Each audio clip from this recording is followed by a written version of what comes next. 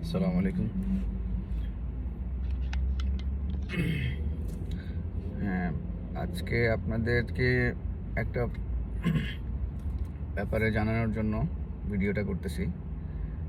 বিশেষ করে যারা ইউএইতে আছেন, অনেকে আছেন টাকা পয়সা নিয়ে অনেক আপনার ইয়াতে থাকেন, টাকা পয়সা জমানো নিয়ে, টাকা পয়সা হাতে রাখা নিয়ে অনেক সমস্যার সম্মুখীন হন।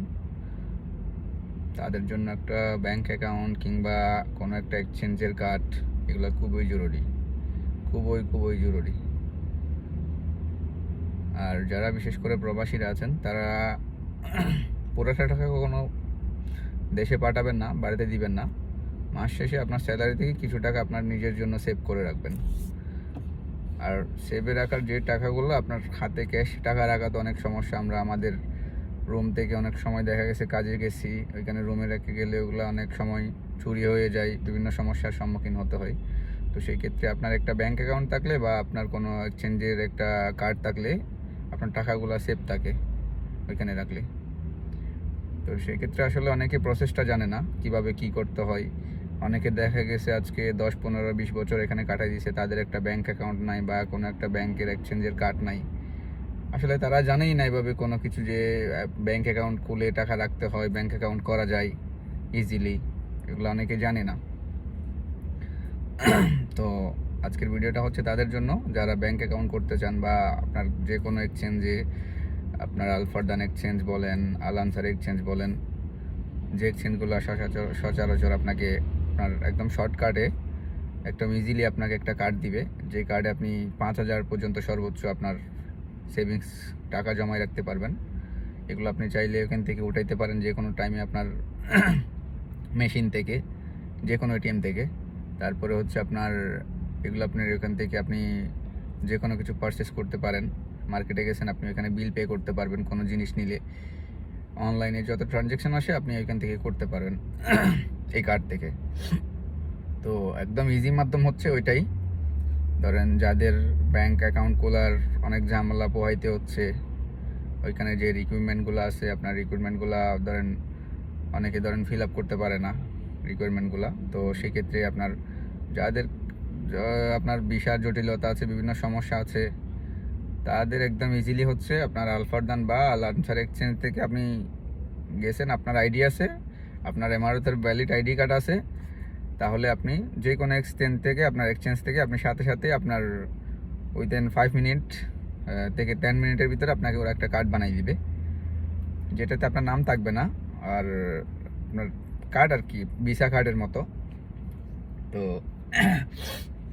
ওই কার্ডটা আপনাকে সাথে সাথেই বানাই দিবে। আর আপনি যদি ওদেরকে টাইম দেন 1 বা 2 দিন, তাইলে আপনার নামে আর চলে আসবে, আপনার নামটা কার্ডের উপরে থাকবে। এরকম কার্ড এদের কাছে ইনস্ট্যান্ট ফিজিক্যাল কার্ডগুলো রেডি থাকে।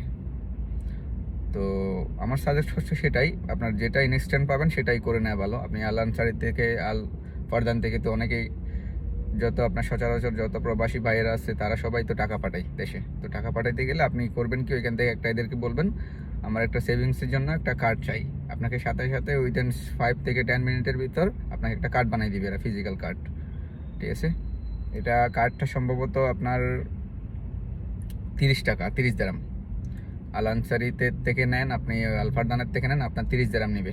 ইনস্ট্যান্ট কার্ডটা আপনাকে দিয়ে দিবে, আপনার 30 দিরহামের ভিতরে আপনি কার্ডটা পাবেন।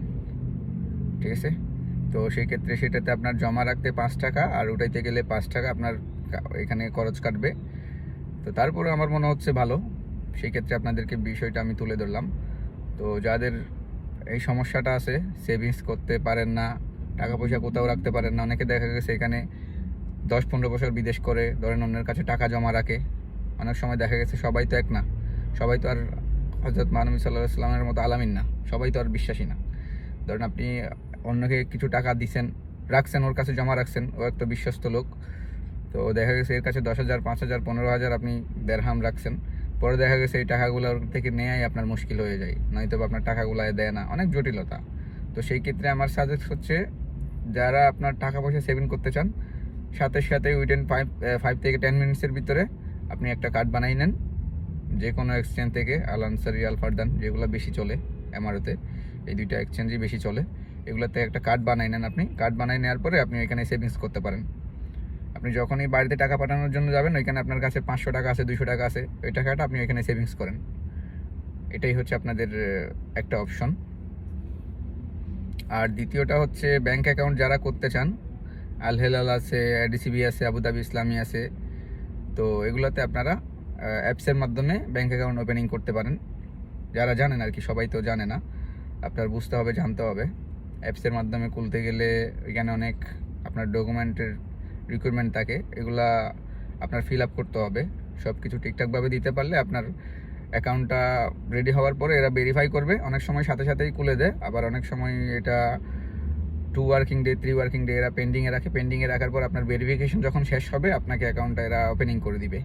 তো সেই ক্ষেত্রেও আপনি করতে পারেন সেটা, যে কোনো অ্যাকাউন্ট, আবুধাবি ইসলামী হোক, আল হেলাল হোক, এডিসিবি হোক, এফবিএ হোক, মাশরিক ব্যাংক হোক, অনেক ব্যাংক আছে আমারতে, আদার্স যে ব্যাংকগুলো আছে, যে কোনো ব্যাংকে আপনি অ্যাপসের মাধ্যমে সহজেই খুব আপনি অ্যাকাউন্ট খুলতে পারেন।